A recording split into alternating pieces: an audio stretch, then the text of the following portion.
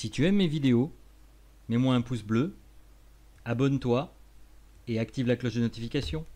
Et si c'est pas le cas, ben change de site.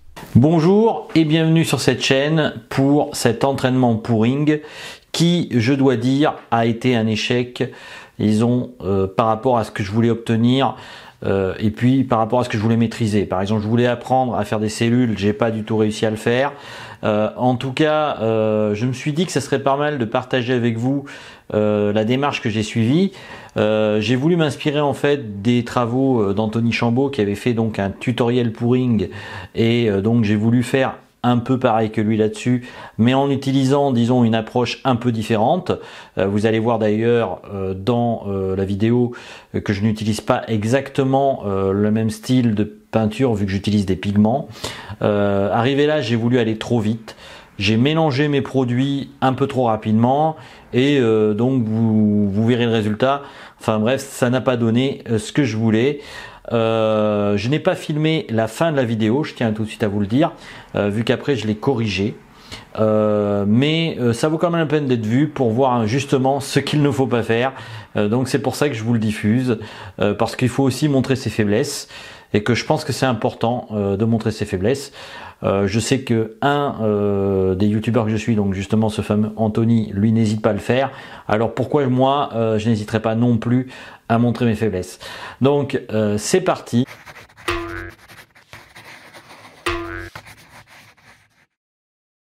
Bonjour, et donc on commence donc à expliquer ce tuto de pouring qui va être un peu particulier et très différent de ce qu'a pu faire mon confrère, donc ça va être un peu différent. Tout d'abord, moi j'ai choisi des petits gobelets, donc je dois dire que là j'ai pas voulu m'embêter, j'ai pris des gobelets donc qui sont peut-être pas très écologiques, mais en tout cas je me suis dit que ça serait plus pratique parce que je compte pas réutiliser la peinture. J'ai pris du pigment en fait. Là, en fait, je vais utiliser du pigment. Alors au niveau des couleurs, ce que je vais utiliser, c'est du pigment rouge capucine, du cyan, donc qu'on pourrait dire donc dans le CMJN, vous avez le cyan, le magenta et donc ça c'est au niveau des imprimantes, et bien évidemment du jaune cadmium. Et puis pour le blanc, j'ai choisi du blanc de titane. Donc on va voir ce que ça va donner, hein. L'idée c'est de pouvoir en fait avoir des couleurs les plus vives possibles avec un pouring. Alors au niveau de la tenue de ma toile, là j'ai choisi une toile 20 cm sur 20 cm. Alors elle n'a pas non plus de machin là, de clé. Elles n'étaient pas fournies avec, pourtant il devrait y en avoir. Alors j'espère qu'on peut en trouver autre part parce que c'est un peu dommage.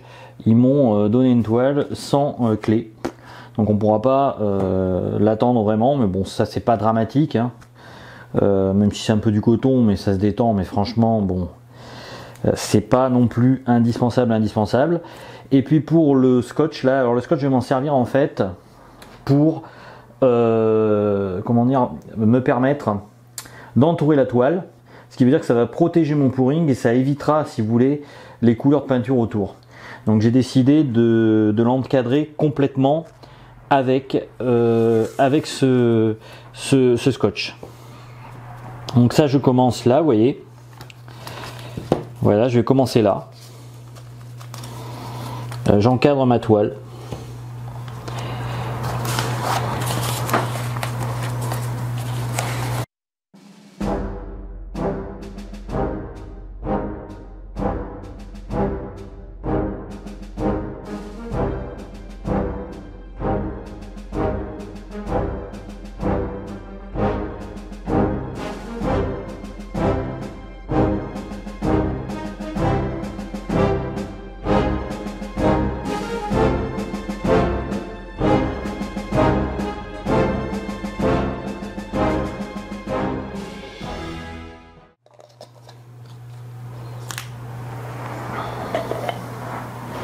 Là, je prends du bleu.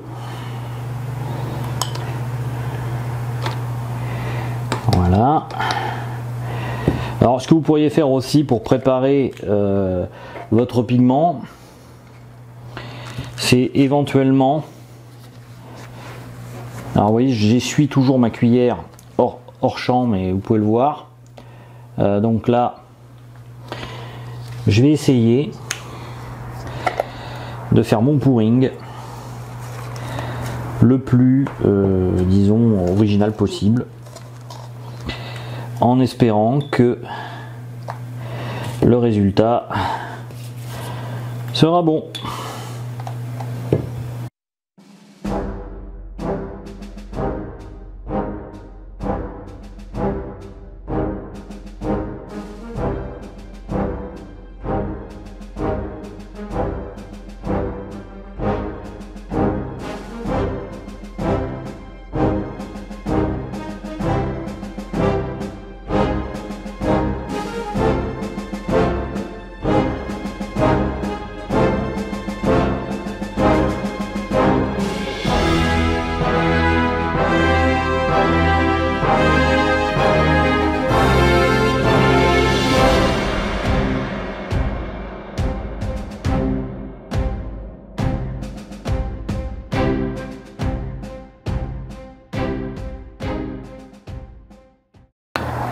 Alors pour chaque dose à peu près, je vais mettre l'équivalent d'un fond de verre comme vous pouvez voir ici. Alors je ne sais pas si vous le voyez au niveau de la caméra. Donc ça sera un fond à peu près comme ça.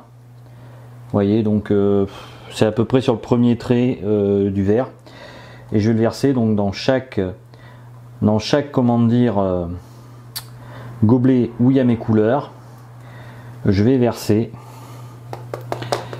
l'équivalent dire de produits médium.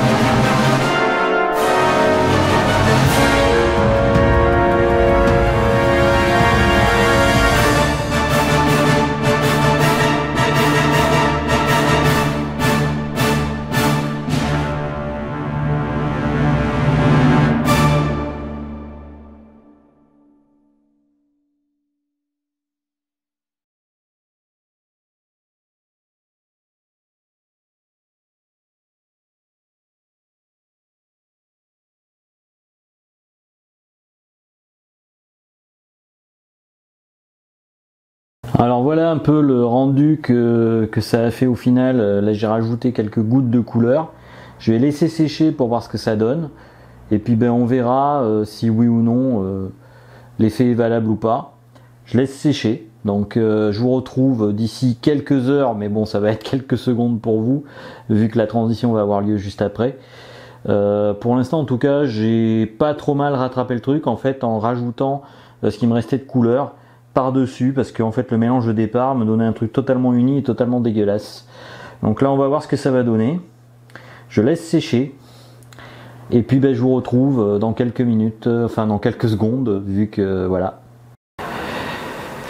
Bon, le résultat est enfin là. Il est très honnêtement très loin de mes attentes. Alors je vous ai pas montré la suite du tuto parce qu'en fait je l'ai continué hors caméra. Parce qu'en fait ça me gênait en fait de filmer le reste, j'y arrivais pas en fait et ça me déstabilisait. Je pense aussi que faire un tuto tout en se filmant c'est pas évident. Puis bon, c'était pas vraiment un tuto, c'était plus un entraînement. Comme j'ai dit au début de la vidéo, je l'aurais mis en tuto si j'avais estimé que l'entraînement était réussi, ce qui n'est pas le cas, vu que je suis très loin des résultats que j'ai obtenus, que je voulais obtenir plutôt. Dans les faits, j'aurais bien voulu obtenir des cellules, dans le fait, j'aurais bien voulu faire une peinture beaucoup plus aérienne. Là, en l'occurrence, c'est très granuleux parce qu'en fait, j'ai mal fait mes mélanges. J'ai voulu aller trop vite. Au niveau des pigments, j'ai fait en sorte, comment dire, de mélanger ça avec du médium, mais j'ai mélangé ça beaucoup trop rapidement. Et d'ailleurs, Anthony, le peintre que je suis, disait clairement qu'il fallait prendre son temps, et moi j'ai pas pris mon temps. Ça, c'est un peu mon problème, c'est que des fois je vais aller trop vite et du coup je loupe. Et alors quand je prends mon temps, par contre, généralement on réussit mieux. Donc pour cet exemple, ce que j'ai fait, c'est que comme mon truc était plus ou moins raté, mais que les couleurs étaient pas trop mal au centre, j'ai décidé de peindre tout le rebord en noir et d'en faire en fait une planète. Parce qu'en fait j'avais fait comme des formes en étoile au départ, puis j'avais gratté un peu avec cette fameuse pipette que je vous ai montré donc précédemment. Et en fait, j'ai obtenu un rendu qui correspond plus en fait à une forme de planète. On pourrait dire que ça se rapproche un peu de la planète Terre. Je ne sais pas ce que vous en pensez. Moi, j'ai pas trop aimé le résultat. Mon amie a l'air d'aimer, donc elle veut le mettre dans sa chambre. Pourquoi pas? Si elle veut, c'est son choix. J'espère que vous apprécierez vous de votre côté quand même. Vous me direz d'ailleurs ce que vous en pensez. Qu'est-ce que je voulais vous dire aussi? Que la peinture, c'est là qu'on voit, comment dire, que c'est vraiment trouver sa propre technique, parce que en voulant quelque part m'inspirer d'une technique comme celle d'Anthony, qui est tout à fait respectable et qui d'ailleurs mérite qu'on s'y attarde pour l'apprentissage, je me suis complètement planté parce que ça ne me convient pas du tout. J'aime pas trop travailler en fait avec des débordements de partout. J'ai voulu maîtriser ça avec du scotch et en plus ça a goûté parce que mon scotch n'était pas assez fermé. J'aurais dû utiliser un autre style de scotch, un scotch qui supporte entre guillemets l'eau et les liquides. Ça se trouve dans le commerce, je pense. Donc ça, j'ai réessayé par la suite, je pense dans un futur proche, de refaire un pouring mais avec une approche totalement différente, parce que c'est en échouant justement qu'on apprend. Donc cette vidéo, c'était pour vous montrer justement qu'il ne faut pas avoir peur des échecs, il faut passer au-dessus. Et là, justement, en faisant l'exercice de vous montrer mon échec, c'est aussi une leçon que je veux nous donner à tous, à moi-même et à d'autres. C'est que c'est en surmontant l'échec et en continuant à partir justement de l'expérience qu'on a acquise par rapport à l'échec, qu'on ne peut que s'améliorer. Donc j'espère en tout cas pleinement m'améliorer dans les prochains mois ou semaines. Je referai un entraînement pouring parce que j'ai envie de continuer, je veux voir à ce que ça donne, même si je suis plutôt figuratif et je pense que je resterai quand même dans la peinture figurative, mais je trouve que c'est intéressant justement pour l'étude des matières et voir justement comment elles se comportent. Et ça peut même servir par la suite pour des tableaux figuratifs, je pense, vu que je sais qu'il y en a qui font même des tableaux semi-figuratifs avec du pouring, vu qu'ils retravaillent des fois des peintures à base de pouring. Donc voilà, comme toujours, si vous le souhaitez, vous pouvez vous abonner à ma chaîne et puis recevoir mon guide PDF gratuit, que d'ailleurs il faudrait que je reprenne aussi, parce que j'ai appris pas mal de choses et que j'aimerais bien partager avec vous tout ce que j'ai pu apprendre ces derniers mois. Je trouve que justement je progresse de plus en plus et que ce que j'ai mis dedans n'était pas suffisant, donc je pense que dans les prochaines semaines je vais l'améliorer. En tout cas, quand il sera bien amélioré et bien refait, ceux qui sont abonnés à ma liste recevront le nouveau guide PDF qu'ils pourront télécharger. Pour l'instant en tout cas, j'espère que vous aimerez me suivre, que vous continuerez à me suivre, en tout cas pour ceux qui sont abonnés à ma chaîne. Quant à moi, je vous dis à bientôt pour une prochaine vidéo.